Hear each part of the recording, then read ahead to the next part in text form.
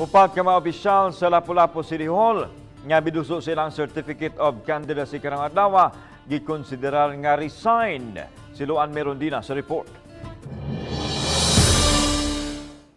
If they decide to run for a certain position, it is provided that upon filing of the COC, they will be considered as resigned. No? Kini ang pagpatinaw ni Attorney Danilo Almendras, Lapu-Lapu City Administrator, sa mga opisyal nga miduso sa ilang Certificate of Candidacy karong adlaw. Naglakip ang upat nila ni Maria Cynthia Cindy King Chan, Chairperson sa Lapu-Lapu City Tourism, Cultural and Historical Affairs Commission. Attorney Eugenio Espedido, Lapu-Lapu City Attorney, Celestino Aying, Pangu sa Urban Poor Association Office, ug Annabeth Quizon, Hepe sa City Social Welfare and Services sa Dakbayan. They would stop performing the functions to which they were appointed. Samtang gipahibaw ni Almendras nga ubos sa balaod, gikinahanglang mugahin ang Dakbayan og kantidad aron iabag sa COMELEC Lapu-Lapu City sa gastuhan unya atol sa piniliay. Isukip ra unya kini sa idusong annual budget. Mangayos lang tentative sa mo ang pilay ma-allocate nga budget nila.